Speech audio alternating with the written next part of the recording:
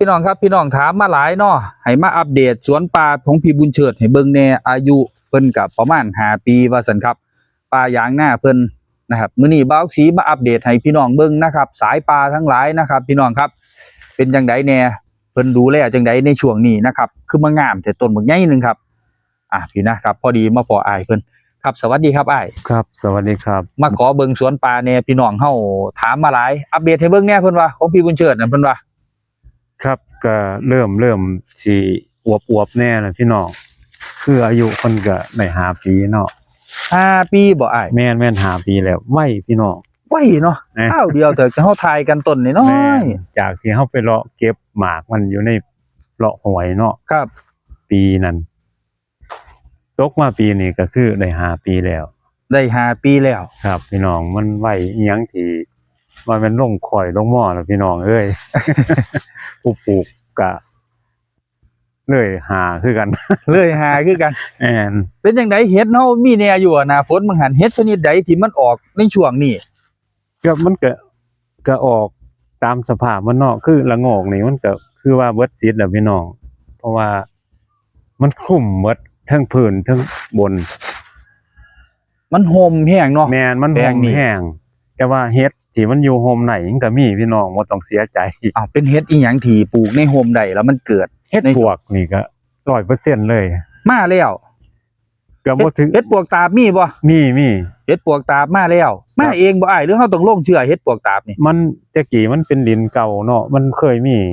บัดนี้เฮาส้นไปส้นมาปวกมันก็ยังบ่อันตายยังบ่ทันได้ตายไปไสมันถ้ามีโฟนมันก็เริ่มมีมาแล้วเฮ็ดปวกตาแต่ว่ายังเฮ็ดปวกเขาดอก็มันก็เคยมีแล้วก็มีแล้วแต่ว่าบ่ทันมาเกิดอยู่นี่แต่ว่าปวกมันมีแล้วปวกเขาดอปวกไก่เฮ็ดปวกใหญ่มันมีวัตถุปวกแล้วยังจะเติมเสื้อพี่น้องเพราะฉะนั้นอย่าบ่ต้องตกใจว่าบ่ได้เฮ็ดละโงกเฮ็ดปวกนี่ก็คักคือกันแน่เนาะครับขอให้มีอีหยังที่ทับถมแล้วมีปวกขึ้นมาก็บ่ยากพี่น้องเอาเชื้อมาเติมนี่ก็หวังได้เด้อครับมันมีทางเลือกหลายอยู่เฮ็ดบ่นว่าเฮาสิกวดแปลนเบิดเนี่ยคือเฮ็ดละโงกแม่นบ่ครับถ้าเฮ็ดปวกมันมักแนวนี้มันก็สิมักมีแบบมีใบใบใหม่แนวนี้เฮ็ดสมุปีเฮ็ดย่างเฮ็ดไข่นี่ก็สามารถได้พี่น้องมันมีตัวเลือกหลายอยู่บ่ต้องห่วงขอให้เวลามันสะสมอาหารไปเรื่อยๆในพื้นดินนี่พวกก็มาอิหยังก็มาวันนี้ตัวนี้เป็นแบบร่องน้ำเด้ครับปล่อยผำมาแล้วผำเกิดอยู่บ่ตอนนี้ครับผำนี่แล้วมันเกิดเป็นย่ามไปบ่พี่น้องผำนี่คันมันตายน้ำบกเอาน้ำเข้าเฮาไปกวนพื้นมันสิฟูขึ้นมาเอาน้ำเข้าแล้วก็กวนไปกวนมาซื่อนี่นะอ้ายแม่นมันสิฟูขึ้นมากำลังเฮ็ดอยู่เดี๋ยวนี้กำลังเฮ็ดอยู่แต่ว่าคุปีถ้าเฮ็ดแนวนั้นมันมาเลยบ่ดับพี่น้องบ่ดับเลยถ้าปลูกผำนี่เลี้ยงผำอยู่ในสวนป่านะครับพี่น้องครับเฮ็ดแบบร่องน้ำบักพร้าวนี่เป็นจังได๋บักพร้าวก็คือไอ้ยางนาคุ้มเกมหมดแล้วตะกี้บักพร้าวมันงามเด้ครับเดี๋ยวนี้บักพร้าวบ่มีหยังเลยบ่มีฮอดมากก็พอได้กินอยู่สรุปแล้วว่าถ้าปลูกยางนาก็สิบ่ควรปลูกบักพร้าวภายในเนาะแม่นจังได๋นี่น้ำยางมาแล้วบ่นี่น้ำยางเริ่มซึมแล้วพี่น้องเดี๋ยวจักหน่อยก็ได้นี่ปัญหาของเฮานี่คือดวงเจาะเนาะครับนี่บอกเป็นขวยนี่บ่แม่นนี่เริ่มเจาะเลยพี่น้องนี่เฮาสิเฮ็ดจังไดเฮาสิฉีดอีหยังลงไปหรือจังไดก็พยายามมึงนี่คือแต่ว่าในป่าก็เห็นมันเจาะอยู่ได้หลายบ่มันก็อยู่ได้อยู่บ่มันก็มีขี้ขวยแนวอยู่ในป่ายามผมไปหาเห็ดก็เห็นอยู่แต่ว่าเฮาสิเซาแต่งพี่น้องแต่งมาแล้วจักปีเท่าที่แต่งงาแต่งหยังมันนี่ก็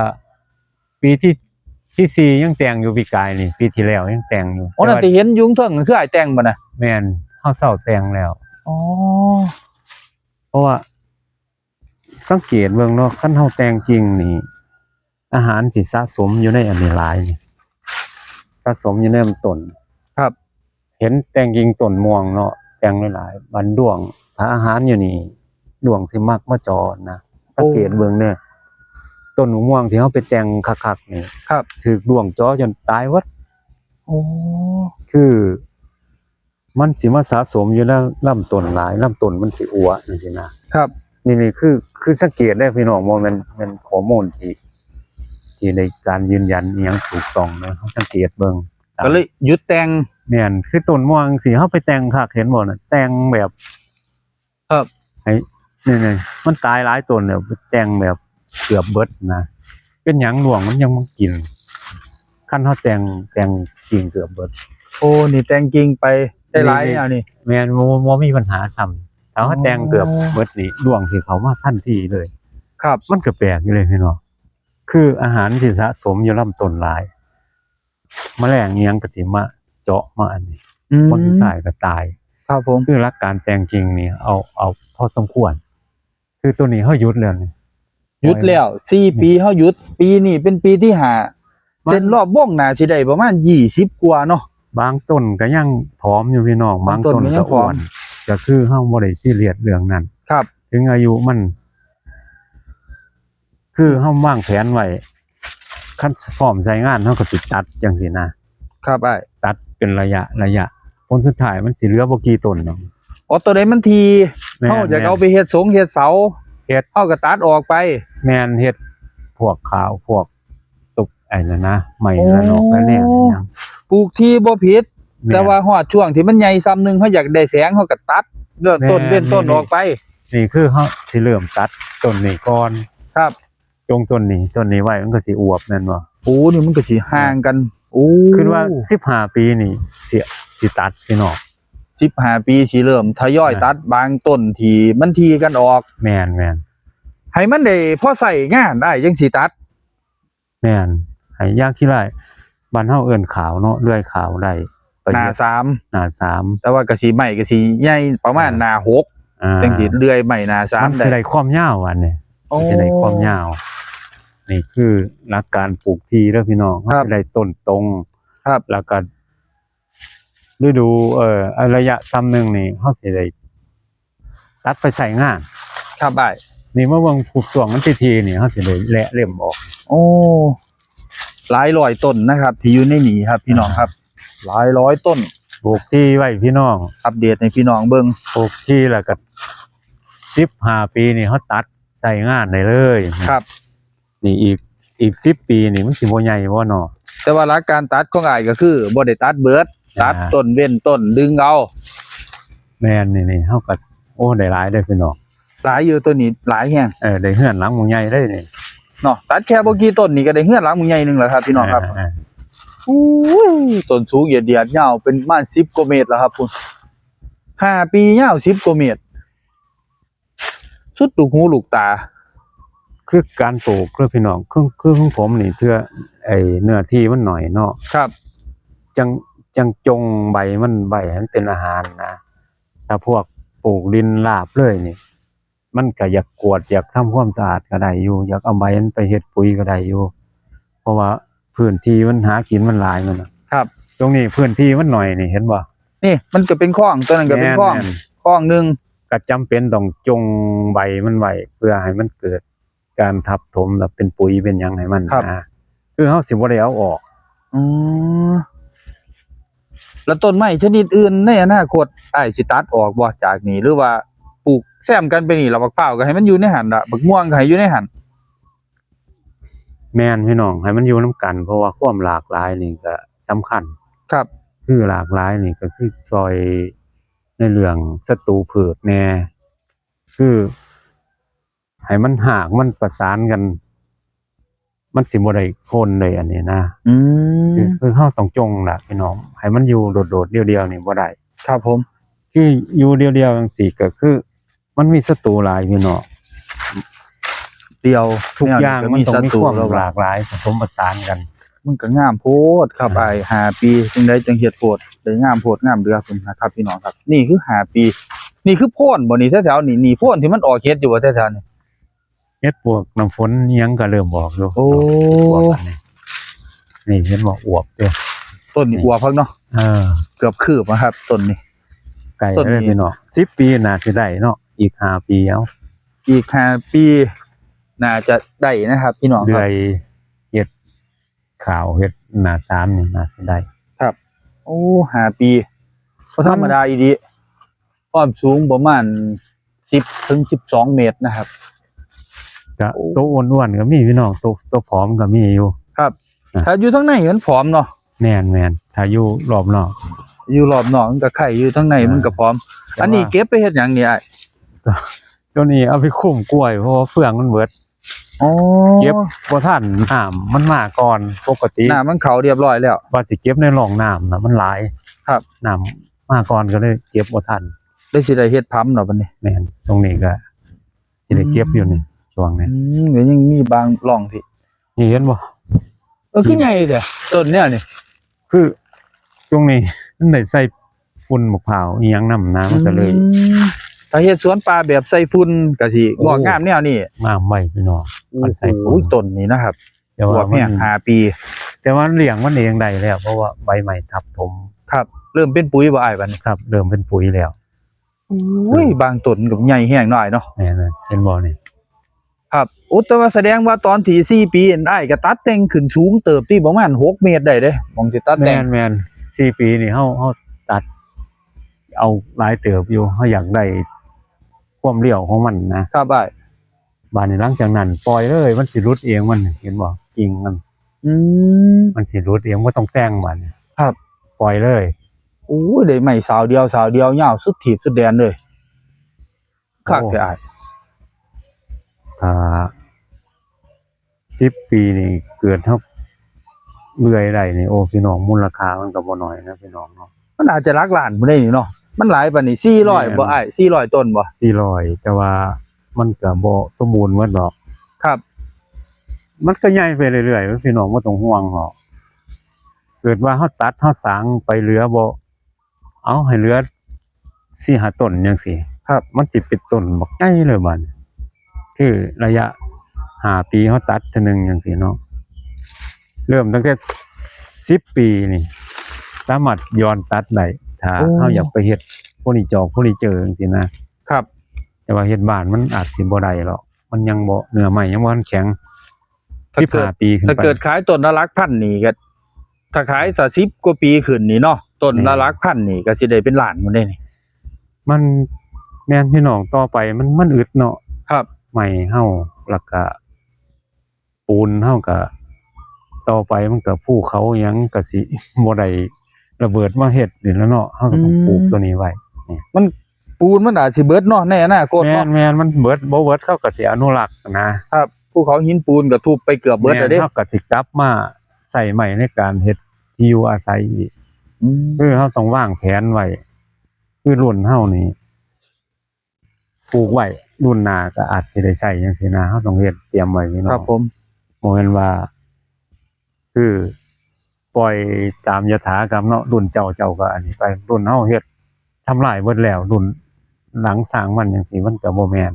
ครับ เฮาต้องสร้างไว้ให้รุ่นต่อๆไป คือ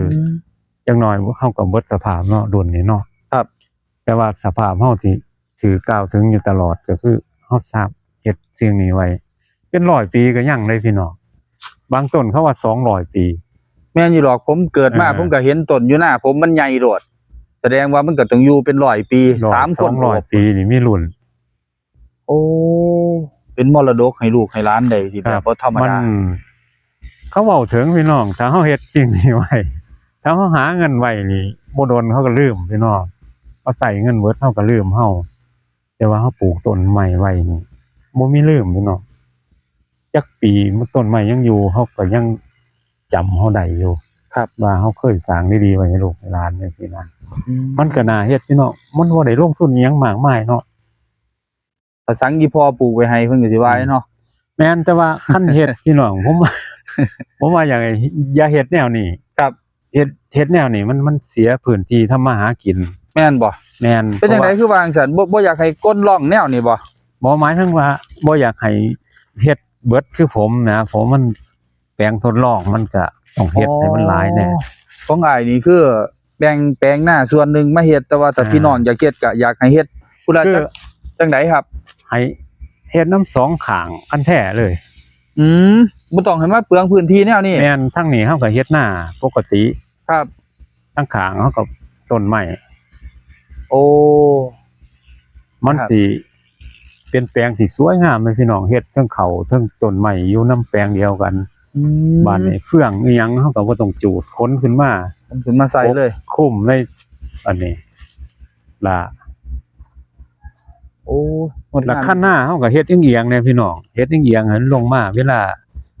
ไอ้ใบไม้ใบหยังที่ฝนมัน อันนี้มันก็สิล้างเอาพวกสารอาหารลงมาในไผนาจังซี่นะ โอ้ เฮาออกแบบให้มันถูกนี่คันแท้จังซี่เฮาเฮ็ดเอียงจักหน่อยให้มันเอียงลงมาทางไผนา อืม นี่คือการออกนี่ๆๆเห็นบ่พี่น้องจังซั่นนั่นเนี่ยเฮาบ่ต้องเสียให้หน้า นั่นบ่เฮ็ดแท้ๆปลูกบักพร้าว แม่นๆซั่วว่าเฮาสิปลูกป่าจังซี่ ครับ ได้กินเห็ดคันเฮ็ดแบบนี้ โอ้ เพราะว่าแสงมันสิบ่ทึบ โอ้เฮ็ดดีเนาะนั่นมีให้หน้ามี แม่นนี่คันอยากเฮ็ดสวนป่าอยากแนะนำแบบนี้ แนะนำแบบนี้เลย แม่น ดีหลาย ดีหลาย บักพร้าวบักหยังก็มีให้กินบักทุเรียนก็ปลูกได้ โอ้จะมัน แสงมันเข้าถึงพี่น้องมันบ่อึมครึมคือป่าทึบแบบนี้ มันคนละอย่างดีคนละอย่าง ผู้เฮ็ดที่หลังได้เปรียบที่กษันได้เรียนรู้จากผู้เฮ็ดก่อนน่ะก็ได้ประสบการณ์มา ผู้เฮ็ดที่หลังได้เปรียบ ครับ ผู้เฮ็ดก่อนนี่ก็มันก็ดีคนละอย่างเฮาก็ได้ป่าพื้นใหญ่ เฮาได้ก่อนหมู่ อ่า พุ่นน่ะ เห็นบ่ โอ้พื้นนี่ใช้เวลาสร้าง5ปี ครับ เอาจังซี่พี่น้อง ครับ คิดว่าเฮาเก็บของเก่าขายเนาะผมสิเว้าเรื่องความคิดเล็กๆน้อยๆให้ฟัง ครับ คือของเก่าที่อีหยังของเก่าก็คือน้ำมันพี่น้องน้ำมันที่ผู้เจ้าของน้ำมันนั้นรวยสุดยอดของความรวยเนาะแต่ว่าของเก่าจากน้ำมันก็คือสิ่งที่มันก๊าซนี่ล่ะคาร์บอนไดนี่ล่ะนี่เฮาเก็บตรงนั้นมาอยู่ในรูปของต้นไม้เนาะเฮาคิดแบบบ้านๆเฮาคิดเด้อนี่ของเก่าที่จากการใช้น้ำมันนี่ก็คือคาร์บอนเนาะ ครับผม คาร์บอนเฮาเก็บมานี่เฮาก็ได้จังซี่พี่น้องมันสุดยอดอีหลีเด้ใบก็เป็นปุ๋ยมันดีทุกอย่างเลยลำต้นหมู่นี้ก็สามารถคืองาเงยจังซี่เฮาตัดออกมาเฮาก็ไปเผาถ่านไปเฮ็ดอิหยังไบโอชาคือเพิ่นดังคือคู่มือนะฮิตคือคู่มือก็เอามาบำรุงดินจังซี่มันบ่มีแนวทิ่มพี่น้องคือต้นไม้ก็อยากให้มีทุกกว่านี้หรอกเอาแบบนี้เด้อพี่น้องเนี่ย ให้เปลี่ยนใหม่ให้เป็น แม่น คันหน้าใหญ่ ปลูกไว้ ๆปลูกไว้หน้าก็เฮ็ดได้ แม่นเฟื่องเฮาก็หอบขึ้นมาใส่นี่มันก็เป็นการบำรุงดินงามไว้ถ้าเฮ็ด ครับ แบบนี้ อ๋อนั่นล่ะครับพี่น้อ แล้ ง วก็ คือสิ่งที่อ้ายเราอยากให้เฮ็ด แม่นแสงเสริงอิหยังก็พอดี ครับ เฮ็ดได้สบายแบบนั้น ครับ เอาไว้ให้เอาแบบนั้นซะเนาะ แม่นแบบนี้มันก็คือมันหักดิบโพด หักอีก หักดิบคือว่าหม้องทำกินเฮาสิบ่มีสถานะเฮายังบ่มั่นคงมาเฮ็ดแบบนี้เฮาก็เมื่อยแน่ ครับ เมื่อยแน่ก็สร้างมันได้เฮ็ดแล้ว มันได้เฮ็ดแล้ว อ่า แต่ว่าก็ยังเหลืออ้ายก็ยังแบ่งที่ดินบางส่วนไว้ถ้าเฮ็ดสวนปลูกปาล์มปลูกอีหยังรายได้หม้องหันก็มี ครับก็มีพอเพิ่มเติมมาอยู่แต่ ครับ ว่าออกแบบใหม่ขอแนะนำเป็น คันหน้า คันหน้ายาวคันหน้าใหญ่แถวยาวเลย ย่างไปนี่โอ้มันสิเป็นอุโมงค์ต้นไม้ เติด แม่น งามพี่น้องแบบนั้นถ้าไผมีทุนพออยากลองเบิ่งก็แนะนำให้แบบนั้นแต่ว่าสุรินทร์บุรีรัมย์เขาเห็นมาก่อนแล้ว โอ้เพิ่นก็งาม งามแล้วตอนนี้ งามเขาเป็นกระแสของเขาอีหลีเลยแถวจังหวัดนั้นผู้หนึงเฮ็ดมันเห็นผลแล้วผู้หนึงก็เฮ็ดนำจังซี่นะครับ คือมันบ่ได้เสียหายหน้าเฮาก็ยังอยู่คือเก่าแต่ว่าเพิ่มคะแนนมานิดนึงแค่นั้นก็เป็นหยังที่มีคุณค่าพอสมควร ครับ พี่น้อง จังก็มาเป็นแนวทางให้พี่น้องใหม่เนาะ ครับ นี่ล่ะเฮามาอัปเดตเบิ่งจักหน่อยก็สิมาอัปเดตผำในสวนป่าได้อะไรบ้างเดี๋ยวมาอัปเดตผำให้พี่น้องเบิ่ง ผำเนี่ยก็คือถ้าบ่เฮ็ดโรงเรือนอีหลีระบบอีหลีก็บ่ได้แต่ว่าเฮามีเทิงกันแสงนั่นบ่ ครับ อุณหภูมิเหมาะสม เฮาก็ปลูกผำได้นี่ต นะ รงนี้ พืชเศรษฐกิจได้ครับพี่น้องครับราคาก็ค่อนข้างดี ตรงนี้บ่ยากได้จังน้อยน้ำเข้านี่มันก็สิมาย่ำให้ ครับ ม่วนมันนอนอยู่ดินนี่พุดขึ้นจังซี่ ม ก็คือใส่เติมอาหารเติมหยังก็งามได้ งามสามารถเก็บผลผลิตขายได้ แม่น อ่ะ นี่คือ เฮามีหยังล่ะมีเอาง่ายว่าสามารถเฮาคุมแสลมหมดเนาะ ครับ แล้วก็ปรับอุณหภูมิพอเหมาะเบิดนี่โดยเฮาบ่ได้ลงทุนอีหยังนี่ โอ้ เอา ดี แต่ แฮ ต้ ง น ครับ ไม้ พี่น้องครับ เป็นตัวควบคุมอุณหภูมิควบคุมแสงจังซี่ ครับแต่ถ้าพี่น้องอยากได้ผำเฮามาอัปเดตกันอีกประมาณเดือนหน้าคือจะได้เห็นผำแล้วครับพี่น้องครับ แม่น้ำเขานี่ก็เริ่ม เก่า แล้ว นี่ เนาะ ก็เริ่มเดี๋ยวเฮามาอัปเดตกันผู้ใดสนใจก็จังเข้ามาเยี่ยมชมฟาร์มของพี่บุญเฉิดอยู่บ้านแคมใต้ตำบลมันแคมอำเภอพิบูลจังหวัดอุบลจำเบอร์โทรได้อยู่บ่อ้าย ครับ0837249556หรือ Facebook ก็ได้พี่น้องมันคุยกันยาว ได้เดี๋ยวผมขึ้น Facebook ให้อ้ายให้กับ FC เฮาแน่เนาะแต่ช่วงต้นคลิปเนาะ ครับผม พอได้เห็นพอได้คุยกันยาวๆมีอีหยังให้เบิ่งหลายๆอย่างอยู่หม่องนี้เต็มอิ่มกันแล้วครับมื้อนี้เดี๋ยวมื้อหน้าเฮาจังพอกันใหม่ขอบคุณอ้ายหลายๆเดี๋ยวมื้อหน้ามาอัปเดตใหม่ครับอ้ายครับ ครับ สวัสดีครับ สวัสดีครับ